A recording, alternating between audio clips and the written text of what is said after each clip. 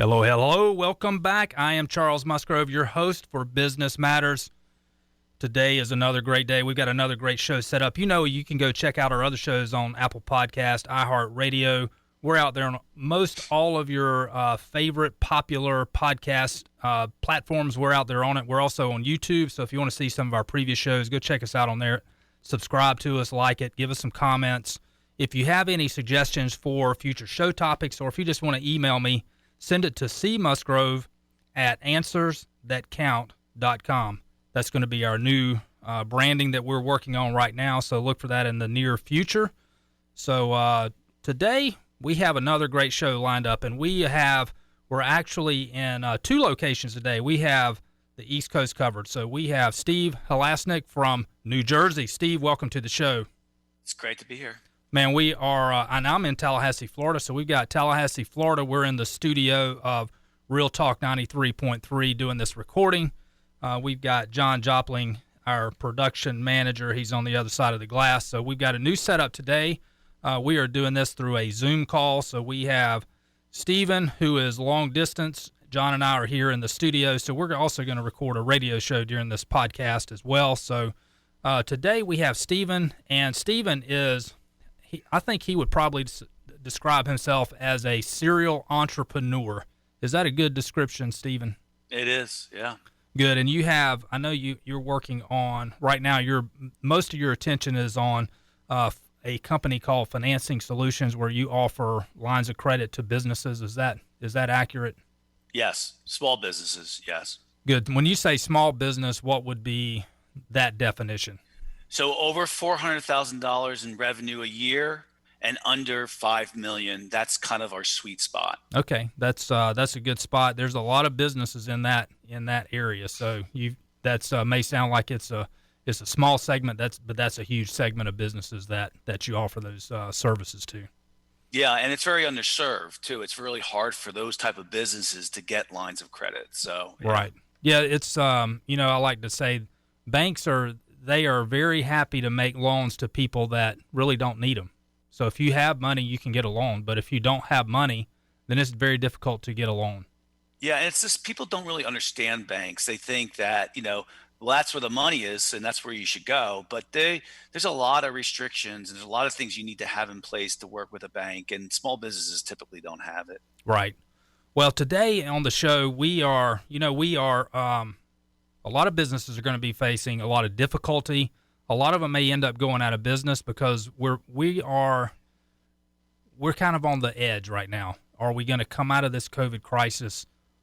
How fast are we going to come? What industries are going to be successful? What are those that are going to change? And there could be some hardship coming for a lot of businesses and a lot of industries in the near future. So I think let's spend some time talking about that today. I know you've written a book, and you have actually gone through 3 recessions in the past, and you've gone through this process where you've evaluated businesses, you've kept some, you've closed some, and you've changed footing as a result of those recessions. And as things change, you have adapted one way or the other. Yeah, this experience makes a big difference. Yeah, I always say it's good to get experience from the price somebody else has paid rather than you going through all that learning cost and learning experience yourself. Yeah, well, what's kind of funny is when you go out and you go out on the internet and you see what people are writing about the recession, it's a lot of people who've never done it themselves. I was watching a video the other day of a 25-year-old kid telling, and I'm 55, okay, so 25-year-old kid telling these businesses what they should do. And I'm like, how do they know, right? How do you know? Yeah. And so what they did was maybe they read up on it and then are going to tell everybody else what to do. Right. And so there's a lot of value in experience. And I'm not just talking about for myself. I mean, I had a mentor for 20 years that I was lucky enough that was a great mentor to help me. Yeah. So. I think also in today's show, let's dispel the myth that it's always a bad choice to say we may need to close our business. We may need to get into a different business, a different industry. That's part of the evaluation process that I think a lot of people should be at right now. Yeah, in fact, they might even be, you should be ahead of the game already on that. So Right. yes. Right. I You mean, I'm a should. little bit more pessimistic. I really think that things are going to get really bad. And, we could talk about that as we go along. Perfect. But, and I'm an optimist by nature. Anybody who owns a business typically is an optimist. And I think that's something you have to be careful of if you own a business, that your nature, because you own a business, is to be the ultimate optimist. Right. And that kind of contradicts the idea that, whoa, things are going to get bad. Right. Yeah, it is, this is when things are difficult, when you're at the cusp of, I would say we are right now, on what's going to happen in the future. I mean, there's more uncertainty now than there has been in probably the last decade at least. So there's, it's really important to not to be pessimistic, but to understand what the bottom is. So Yeah. how can you survive that? How do you come through that? Do you want to ride that down, and do you have enough juice to get back out of it? So there's a lot of factors to consider, and the more of those variables that you can rely on experience or people that have gone through that experience, the better off you're going to be. I agree. So I think those are very good topics that we'll spend the meat of our time on the show today to talking about. But you also, just as a little bit of background, you also have a couple of podcasts that you do as well. So you do one called Entrepreneur MBA. Is that the correct title for that? Yep, the Entrepreneur MBA podcast. Yep. Okay. And the message of that, or the show topics that you have on that show, include what? So what we try to do is, I say we, I'm so used to it, but what I try to do is help businesses that are already in business, that have some size already, try to help them to learn how to, get over 10 million. So, say you're $500,000 in revenue and 1 million, because, we all read articles and Fortune magazine and Inc. and Wall Street Journal and all these other business periodicals, and they're talking about huge companies. Exactly. And a lot of us as small business owners, we just want to get up. If you get over 10 million, you're doing pretty good. Yeah, 10 million. That's a big company in my eyes. What's that? Say that again. 10 million. That's a big company in my eyes. Yeah, and and when you talk to people who have much bigger companies, they think of that as a very small business. Right. So, I think if you've gone over 10 million, you have options. When you get over 5 million, banks are more interested in you. And in every level as you progress in business, when you get over 100,000, the $3 million mark, at that revenue per year mark, that's when the owner starts working on the business instead of in the business, out of working in the business. That's right. And so every single time you make this step, this leap, from 10 million to 20 million, there's another type of skill set or something else you have to be able to be good at. And so the idea behind the MBA podcast is to help people get much bigger, over the $10 million mark, but we're not sitting there saying, oh, we're going to help you get $100 million. Right. Yeah, that's reasonable to go from 3 to 5 up to 10. That's a reasonable next step to look for and to aim for. Yep. Well, good. Let's go through. I think what we have is, let's discuss those, the decision processes that you went through, the analysis that you went through. And I know that we're probably going to have different companies that we talk about in each one of those 3 recessions that you went through, and really try to lay the groundwork for what businesses should look at right now. Yeah. Hopefully they've already done that, but if not, it's never too late to evaluate where you are right now and how you're going to move forward in, if you're going into a recession, just how well positioned you are, just kind of the assessment of that, of where your business is. So I think that will be very meaningful. That'll provide some good, as I like to say, nuggets of knowledge for our viewers and our audience out there.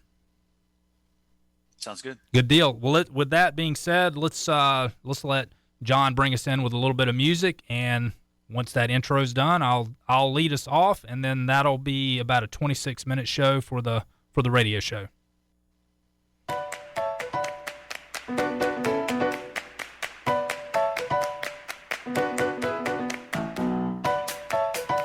Welcome to the Business Matters Talk Show with Charles Musgrove. On Business Matters, we discuss the issues that matter to your business. Find more episodes on Apple Podcast, YouTube, and BeanTeam.com.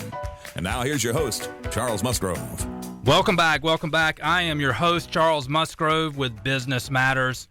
You know what we bring you. We bring you those nuggets of knowledge. We try to help you run your business better. And right now, we are going to talk about what happens, what is the evaluation process that businesses should go through when they could be entering a recession. You know, the economy could be in a recession, but some businesses, some industries do well in that, others do not. So this is a great time to take an assessment of your business to see if you're going into good times or if you need to prepare for bad times, or heaven forbid, if it may be an evaluation that you go through and you just need to close your business and look for other avenues to start a new business, or to just hold on to what you have until the economy shifts and you'll be in a position to capture that at that time. So buckle up. We've got a good show on hand today. We have Steve Halasnik. Steve is up in New Jersey. So we have another state, another side of the United States covered today. So welcome to the show, Steve.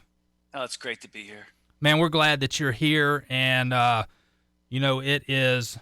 we've been going through this COVID crisis. So I like to say the date and the time of the show so that people can really take stock of, okay, we're doing the show today and it's this time, the date and the time, so that when they hear the show or when they watch the show in the future, they won't say, man, what are they talking about now? Because, so many things have happened so quickly over the last 3 or 4 months that it really is important to know when we're making this show recording so that you can reflect back on it when it's watched in the future. So today is June the 2nd, and it is about 3:30 p.m. on Eastern Standard Time. I'm not looking at my watch exactly, but it's about that time. So when you watch this show, who knows what's going to happen in the future, but you have a point of reference. Don't hold us responsible for some major change that may happen after that we didn't know about or didn't talk about. So with that being said, Stephen, he is, what we talked about in the pre-show is Stephen really is a serial entrepreneur. And that's really kind of the heart of what we want to talk about on today's show is some of his experiences owning and running businesses in the past, in particular when the economy changed, when the economy shifted, and where we're looking at, as the United States, could be an economic downturn in the past, what you did to evaluate your companies in, whether you kept them, whether you shifted, whether you just held on, whether you closed them, just what you did and what that process was and how you came out better on the other end. So is that a fair setup for the show? Yeah, it sounds great. Good. So, Stephen, give us just a little snippet about your background, and that'll lead right into the 3 recessions. I think you've identified 3 recessions that are memorable to you and where you had to go through this analysis in the past. Yep. So, just to start off with, I worked for Xerox for the first 8 years of my career. I was one of their top sales reps in the country. But during that time, I always wanted to start my own business. So I really had always kept my eye on that. At the age of 29, I was getting married, and my wife said she knew my dream. She's like, if you're going to do it, you better go do it now. So I started a digital printing company. I don't want to get too in depth in all these because we'd be here all day. So I started off, I built a digital printing company. I had it for 2 years. I sold it. It wasn't really that big a deal. It wasn't a big company. It wasn't anything special. After that company, I started another company called Expert Seeker. Expert Seeker places really high-level consultants on long-term temporary assignments at corporate Fortune 500s. It reached $6 million in sales a year. That was a really good company, very profitable. I really did good. We're going to be talking about that company in a second as far as one of the examples. And then I started another company called, I bought a commercial real estate building, 10,000 square feet. I completely renovated it. I still have it today. I rent it out. It's a beautiful, gorgeous building. It's where my offices are. I have another, then I started another company called Healthcare Seeker. Healthcare Seeker placed registered nurses at hospitals throughout the United States on long-term temporary assignments and made the Inc. 500 fastest growing companies in the United States. It got to 7 million. We're going to be talking about that company in a recession. Then I started another company called Credential Agent. I still have that company today. Credential Agent is software that helps organizations store and manage employee credentials so they don't expire. Then I started another company called, the company I have right now, Financing Solutions, which provides lines of credit to small businesses and nonprofits. And then I have another company that's still very going on right now called Elite Funeral Funding. It's actually based out of Florida, and we buy life insurance policies when someone passes away, so that loved ones can have their family their money earlier than having to wait the 45 to 60 days that insurance pays. So those are the companies. I feel like I forgot one, but no, I don't think I did. That's a lot. That's a lot. So that's a good list. And it sounds like most of those companies are service based. So you're not buying a bunch of heavy equipment or iron to provide the service. Correct. The software company is a cloud service, cloud software, so that's a little different. But yes, you're correct. Right. So other than the cloud software, and you bought your commercial building, so you're dealing with a lot of people and a lot of bill by the hour type of businesses.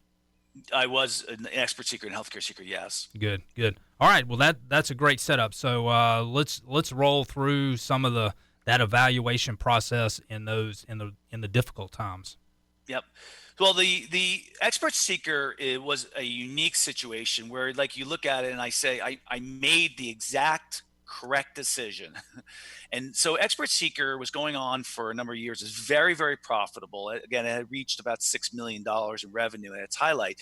And what expert seeker did was it took advantage at a time in our history.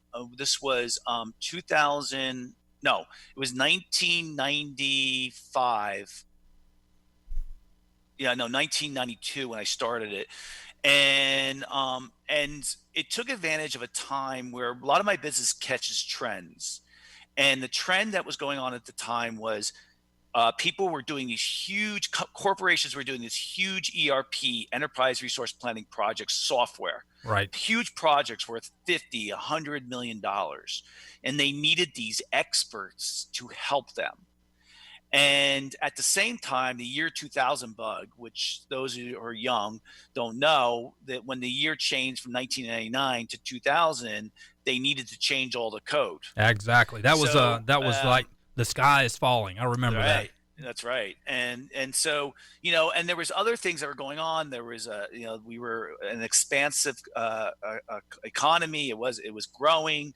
So you really had a perfect storm of all of these experts being needed, and we would build them out at $250 an hour, and we would pay the expert $150, $180 an hour, and huge margin on that. that. Place them, they'd stay on assignments for a very long time. We work on very big projects. Well, with that company, what happened was when 2001, when the 9/11 hit, I knew it was over in our industry.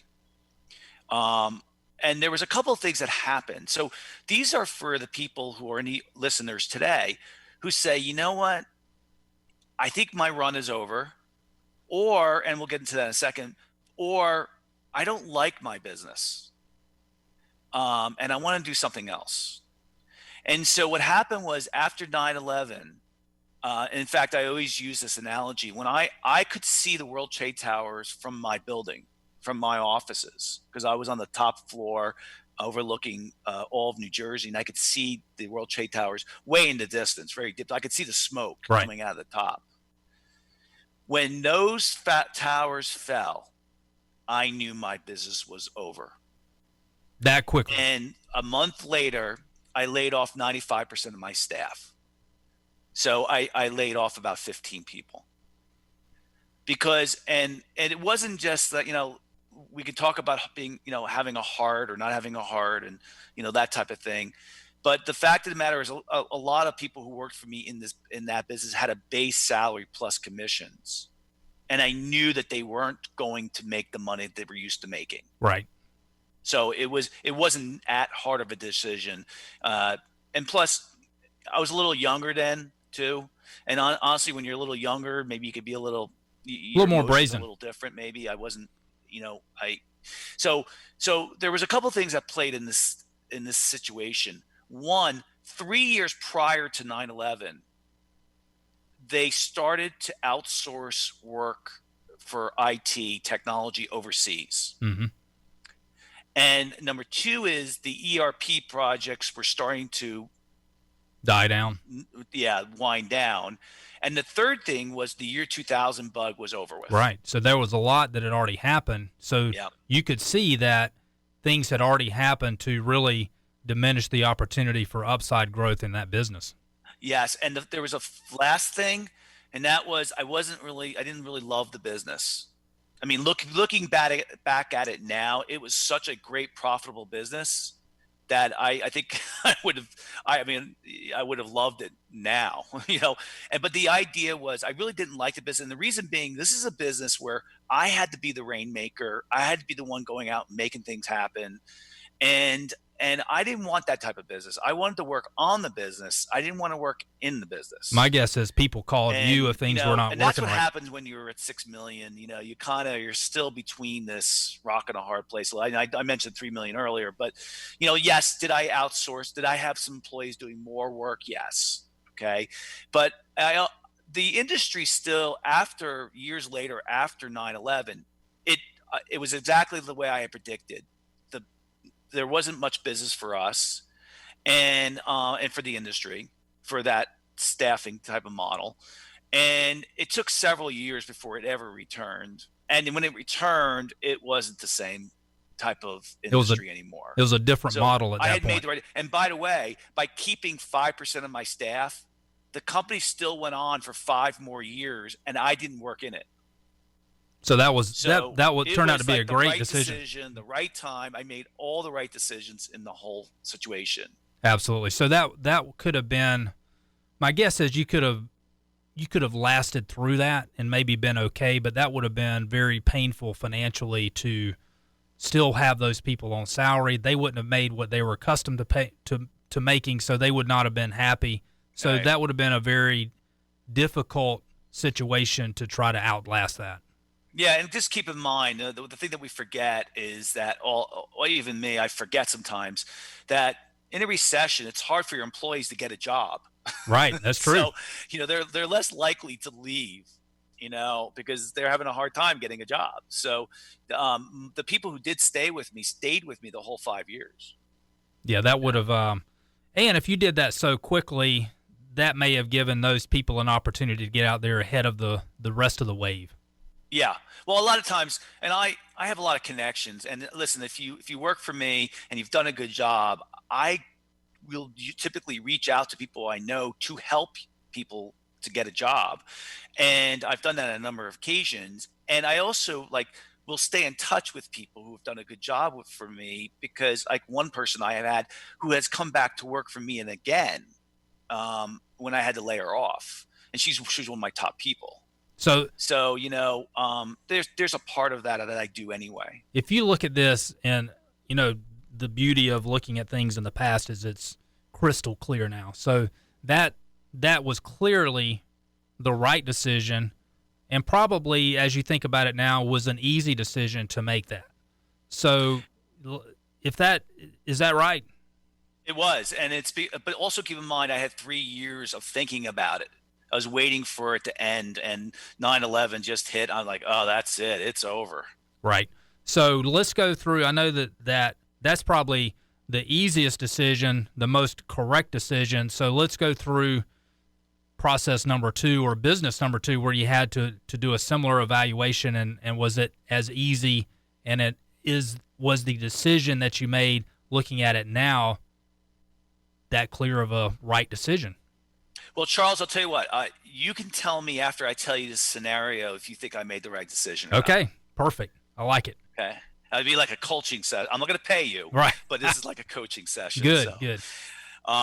So the next company was a company called Healthcare Seeker, and Healthcare Seeker, I started it with those 5 years that I talked about with Expert Seeker. After 9/11. I think I spent a year and a half going through what type of businesses I was going to start now. And so after going through, I know the mistake I made, but we'll come back to that. But Healthcare Seeker placed registered nurses at hospitals throughout the United States on long-term temporary assignments. And so you could say, and it was very similar to Expert Seeker. But the thing I thought about Healthcare Seeker when I picked it was I picked it because I thought it's a recession proof. It also had the same model where there was this huge demand for registered nurses in the United States, just like there was for technology. And I was like, wow, it's the same scenario. Different industry, but everything's the same. Yeah. And I knew it. I knew, I've had a lot of different businesses. I don't really feel like I have to go into a business that I know something a lot about. I'll learn it as I go along. And that's been advantageous for me, actually, because I don't get as deep into a business as maybe someone else who really knows a lot about it would. But anyway, with Healthcare Seeker, this was a wild story because I get in there, unlike Expert Seeker, where I started it with $40,000, Healthcare Seeker, I started with $350,000. That was like my seed capital, my own money, and I put it in. And unlike Expert Seeker, where I bootstrapped it, I kind of started off with Healthcare Seeker, hiring people very quickly and really kind of having a infrastructure in place. So, but what happened was, whereas Expert Seeker, I got in as it was growing, Healthcare Seeker, I got in when it was at its peak. Oh. And then I went through 3 years of it going down, and I was ready to pull the plug.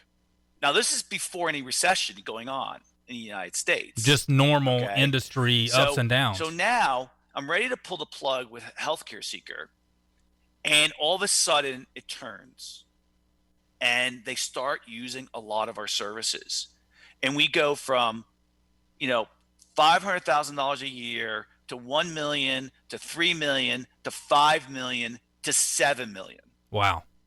And we hit the Inc. 500 fastest growing company. And not only this, I love the people I'm working with. The people who I've hired. I built a great team. With Expert Seeker, I didn't. Healthcare Seeker, I had built a great team. So did that allow you to work on the business more than you did with Expert Seeker? Completely. Good. And I was really happy. Now, we were going to go from 7 million, I think, to 11 million. And my idea was at 10 million, I was going to sell to a competitor, because that's the magic number. Remember, we're talking about phases. There's like different phases in it, but 10 million is a magic number when people start getting interested in your business. So you were almost there when we reached 7 million. Went down. The 2008 recession. Oh, man. So did you go through this?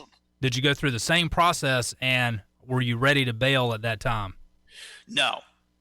So, and the reason being was the 2008 recession. And remember how I had said a couple of minutes ago that I thought the healthcare sector would be recession proof? Right. I was wrong. And the reason being is when everybody started losing their jobs, there's two things that happened. The first thing is that people stopped going to the hospitals because they lost their insurance. So they didn't need as many nurses. They just lived with those. The second thing was the people who were retired nurses went back and started working again. And so they didn't need my service at the hospitals. So the industry went from a $13 billion industry to a $7 billion industry. Wow. And now what happened was I made a decision at this point. I let go just a couple of people. And I said, you know what? I'm going to ride this out because I love the team I have. And I think when it's over, a normal recession lasts about 18 months. When we come out on the other side, I'm going to be able to beat my competition. Because you'll be already basically ready to run. Yep. And we'll keep working. And that was very, very motivating for us and my team. So that's a good lesson for everybody to take away. If you want to motivate your team right now, which we are all struggling to do because there's not a lot of business out there, try to focus on a bigger, longer term project and get everybody working. Like, I'm not saying 100% of your time. Right. But, maybe some people can start working toward another project. So what happened with that was the one of the major errors I made, and I didn't realize this until really just pretty recently, was I was like, you know what? I thought a recession might last 18 months to 24 months. But that's the recession in the United States or globally. The industry has a different timetable, your industry. Right. Each industry may have they're going to be either quicker or longer than that. So the industry, my industry's recession lasted 5 years. Wow. I stayed in it for 4 years. Now, I want to let you know, I never lost any money. I ended up letting people go as I went along, so I didn't lose any money. Because that business is pretty much a variable cost type of business, right? It is, and I've been taught to like variable cost businesses. Absolutely. Because every 10 years there is a major recession, and those variable costs allow you to scale down very quickly as long as you're willing to make that decision. Right. That is true. Yep. So what happened was, after 4 years, I couldn't take it anymore. I closed that business down. So did you close it, or were you able to sell it? So I kind of sold it, but it's for a joke amount of money, not like $100,000. There wasn't much at all, right? And I helped the person who stayed with me. We got her another job, and stuff like that. And then I started looking for something else. And, again, this shows more about the recession than it is about finding businesses. But the next business I found is Financing Solutions, which is the main business I have right now. And so Financing Solutions is, we're going through this recession, what I can see is going to be a recession. Well, it is, like everybody else is looking at. And I am now what I'm doing is using what I've learned and all that experience, we cut back on people already. We're unsure if the amount of line of credit that people are going to need is, if the market's going to be there in a year, or when it's going to happen. And I know that sounds strange, but you got to keep in mind, not only do you have to put money on the street, but you also have to get the money back. Yeah, absolutely. That would be in that business that you have there. That would seem to be the risk is not are you able to loan it? Are there people wanting money? But what is the risk of making that loan? Are you going to get repaid? Yes, and the other thing is that the PPP program that the government issued, the payroll protection program, and the other loans that are out there. Well, that's really what it was. That's really thrown a cloud, because what we've seen is a lot of people are not using their line of credit that they have with us right now because they kind of got this free money from the government, and that's going to end at the end of June. Right, that'll be over. So now we really don't know what we're going to do, and so we're kind of making a guess on is really that the idea is that this is going. I personally, so this is the golden rule that I think everybody should look at. Think about how long you think any recession could last, and double or triple it, and then make a decision about what you should do. Those are good rules. So if we look back at your history, so we're facing recession number 3 now. Is your call. So the first one in 2001, you cut that quickly. That seemed to be the easiest decision and the clear cut, as that was the right decision. The second one was the 98 recession, and 2008. 2008, sorry. You had a company that was $7 million or so at that time in gross revenue. You wrote it down to, I don't know what the level was when you got out, but 4 out of almost like 500,000. So you basically rode that down to not a lot of value at the company when you were able to close it. So I guess if you were going to get out of that business, the easy answer is you would have done that as quickly as you did the 2001 exodus of that business. Yeah, you keep in mind when there's a recession, there's not a lot of buyers, and they don't want to pay a lot. They want a bargain. Right. So, I mean, there's also a good story behind this. I mean, Financing Solutions, the company I have right now, is about $25 million in revenue, And I have another business, Elite Funeral Funding, which is $25 million in revenue. So the thing that happens is, like, it's kind of beside the point of a recession, but being an entrepreneur and a business owner is a learned skill. And it takes every year that you're a business owner, you learn more and more and more, which helps you reduce the risk of a failure. And I'm not saying that doesn't happen, That is true. but but there's a really famous book out by Malcolm Gladwell called Tipping Point, and he talks about the idea of the Beatles had to play this magic number of 10,000 hours. When you've put 10,000 hours into any profession, whether it being a musician or an entrepreneur, you really become a professional at it. That's a good point. And there's also an opportunity cost. So let's say when you sold or diminished your time in some of those businesses, you shifted to something else. So you just mentioned two other businesses that you're involved in now.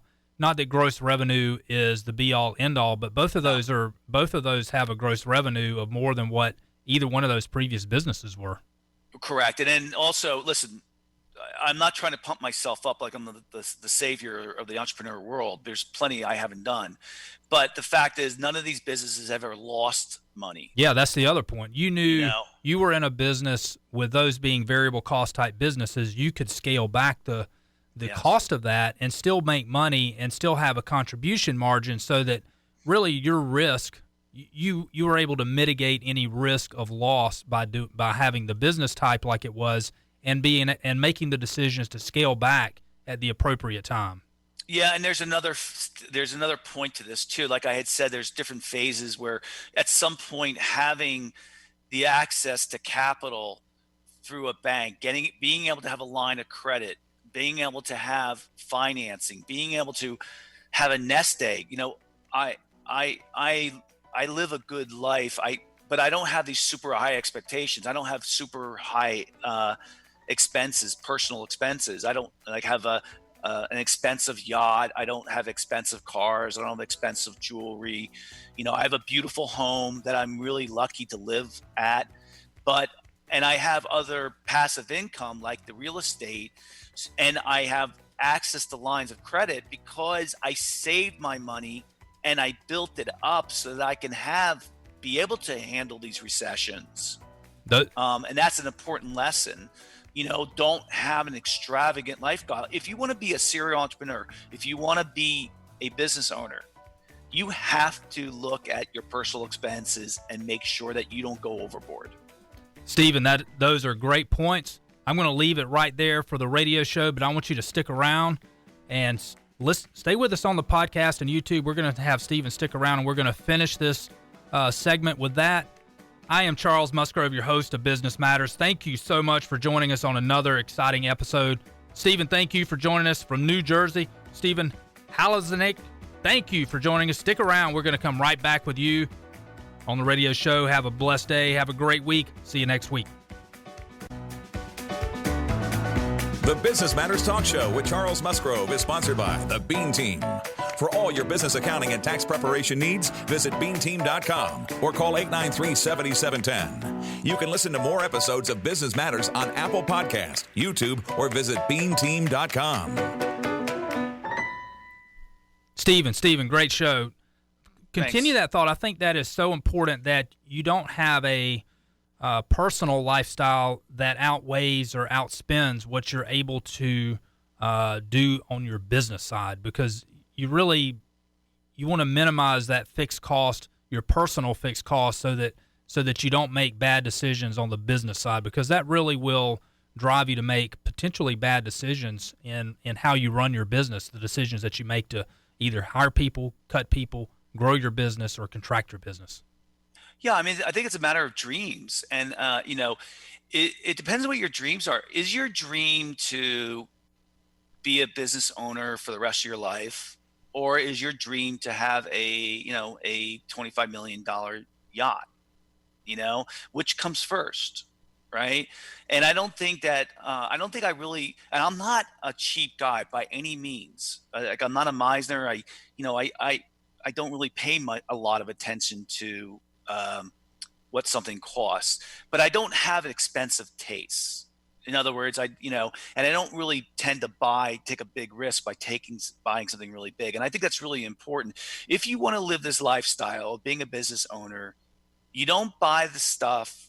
And I'll tell you where I learned this from. I read a book when I was very young by Sam Walton. And I don't know if anybody knows the story of Sam Walton, but he was certainly was a multi-billionaire, but he still drove this beat up pickup truck. Yeah. And he still lived in this very conservative house, and he drove his own plane from state to state, visiting all the stores. And I learned a lot by reading that book, and that, if you want to play this game of the ups and downs of entrepreneurship, you better make sure your expenses are under control. Yeah, those are excellent points, and unfortunately, you see a lot of people that they have a little bit of success in their business, and their personal spending just gets out of control, and it really backs you into a corner on your business as well. So I hate to see that, and that is refreshing to hear you say that, and even recount Sam Walton's experience as well. So I think we can look. Speaking of experiences, we can look to those that have been successful, that have been conservative in their personal spending and able to weather the storm on the business side, because that's really a point that of the show today is we're at a storm right now, an economic storm that we're about to go through. So to be able to have the resources to weather that is important. Yeah, and talking about and relating that back to a recession. If you haven't done this already, if you haven't looked at your personal expenses, and at least know how much you spend and where you spend in what category. I mean, there's incredible software now that's easy to do, right? Oh yeah. That's the number one thing you need to do. Okay, where am I spending my money right now? Is it okay? Can I continue to spend it in that area, or is it an area that we can cut back? Charles, my wife came to me today, and she said, "Do you know we spent $20,000 last year in going out to eat, and this year it's not even close to like $4,000. Thanks to coronavirus. Yeah, you stayed home and cooked. Yeah, and honestly, my family is. It's terrible to say, but we're thriving. Yeah, we really have enjoyed this experience, and a lot of my friends feel the same way. Yeah, that's such a good point. That the cooking and the eating out at home, we're not eating out. Yeah, we're not even ordering out. But anyway, going back to the idea about budgeting, you better get in this for long haul, because again, if you look at this, think about how long you think the recession might last, and double it or triple it, and that's what you should be planning for. I agree. It really drives you to some tough decisions. And it's I've had this discussion with clients, and I'm sure you have assisted people also. When you look at a business and you look at what the risk involved that business owner has signed on to run that business, and how much money can they get out of it? So what's the potential earnings of that business they can throw off to the owners? How much are they getting of that now? And a lot of times I've looked at businesses, and the benefit going to the business owner is negligible, and it's like, hey, you're taking on a whole lot of risk for not a lot of reward, and let's really evaluate that and do you understand that is really the first statement. Do you understand the risk that you're taking and what you're getting right now and what you potentially could get out of this business? So, that kind of forces you into the reality of the situation. The problem is that people get, I see it. I have a lot of friends who own their own businesses, and some of them are really good business owners, and some of them are really terrible. And what happens is we all believe in this, like you have this American dream, and you want to be able to tell people, I hate to say it, but that's the truth, that you own your own business, and Charles, you're a good person to see, because you see the numbers, and a lot of times entrepreneurs and business owners, they really don't know how much they make, because they run all their expenses through their business. Right. And so that's the one thing I always did for 25 years. I always knew what is the true amount of money I am making out of that business because I wanted to make sure I understood what personal expenses we were running through that business. Yeah, that is so important. And the older I get, this sounds like I'm being reflective, but the older I get and the more experiences I have, is ownership is not everything.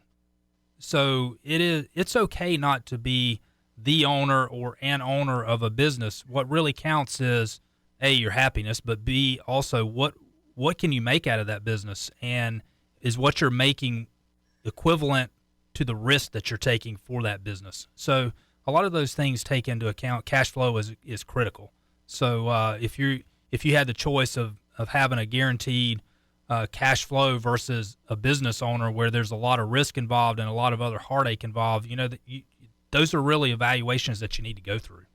Yeah, I think there's two things too, Charles. One of them, and I think you should always be working really close to your accountant. Honestly, they could put so much insight into your business. Well, I appraught that I think endorsement. one thing too is not knowing what the business really makes and how much you make can cause you to not charge enough in your services. Absolutely. And I think that's very common for small businesses to undercharge, what they should be charging, and to have a discipline in regards to, yes, this is the price. Right. Instead, they're like, oh, I want to make more revenue. Right. And that's not, if I make more revenue, I'll make more money. Well, it doesn't always work that way. Well, the other part of that too is if you have that understanding, you have a much greater conviction when you have that discussion with your client. Yes. The fee is this, and that's what it is because that's my cost. You know what your cost is. So if you understood what your cost is, you're way less likely to take less revenue than what your cost is. Yes, and I think the number one thing too that I see often is a lot of entrepreneurs, they don't understand their financials. Right. And you really, I had a business coach for 10 years, and she would, I'm a good student, by the way, but she would make sure we understood what our KPIs are, key performance indicators. Now, she wasn't the one who introduced that subject to me, but I made sure I understood what is my key performance indicator. So, what was my net profit last month? What was my accounts receivable last month? What was my accounts payable last month? What was my biggest expenses last month? What was my margin? What's my gross margin? What's the industry gross margin? What's the revenue? All this other stuff, and you understand every part of your financial statement. And the easiest way to do that is look at it every month. If you don't understand what's there, ask your accountant. Good. I appreciate you saying that. And that is good information. I try to tell our clients that as well, is that's what we're there for, is not only to do the accounting, but also to explain it. Yep. And it really, that's a two-way street. And I'm a big proponent of giving information, even if it's not perfect, because you really can't afford the price of perfection. So those numbers don't have to be perfect, but they have to be communicated with frequency to the business owner and those running the business, so they understand what's going on. If information is missing, they see what's missing, and they see the impact to their financial statements if that information is missing or if it's misposted. So, accounting, which I'm sure you'll endorse this, accounting is a two-way street. It's not just the accountant in the closet that takes the information, puts it in a report, and that's it. There's constant communication and feedback between those running the numbers and those reporting the numbers. I agree. It's part of the journey. You got to understand it. It is. Well, Stephen, I think we've had some great information here and really some good reflection on what business owners should do now, as we could be on the beginning of a recession. Most likely we are. The economics tell us that we are. So how fast that recovers, no one knows, but prepare, like you said.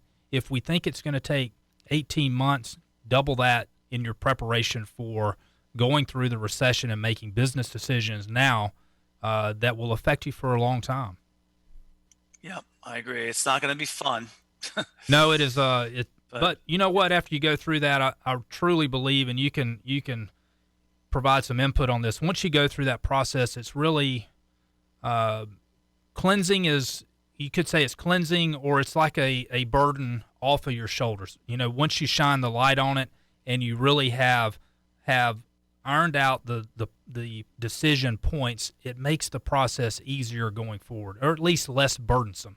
You still the issue the problem is when you're sitting in your head and you actually haven't done it yet. Once you do it, once you let the people go, and once you cut back on those expenses, you can move forward, and that's what you're going to want to. You really kind of makes you feel better when you can move forward. I agree totally. Stephen, it's been a great show. You have been a great guest. Thank you so much for joining us, and I want to keep in touch with you. I would like to have you back on a future show as you've just got a lot of good information that you can share with our audience, a lot of information that is meaningful and relevant to what people are going through now, not just in the hard times, but in the good times. So thank you so much. And thank you for having me. It was a lot of fun. Good deal. You've been listening, watching Business Matters. I'm your host, Charles Musgrove. Check out our other shows. YouTube, look for Charles Musgrove Bean Team on YouTube. Go out to Apple Podcast, iHeartRadio. Check us out there.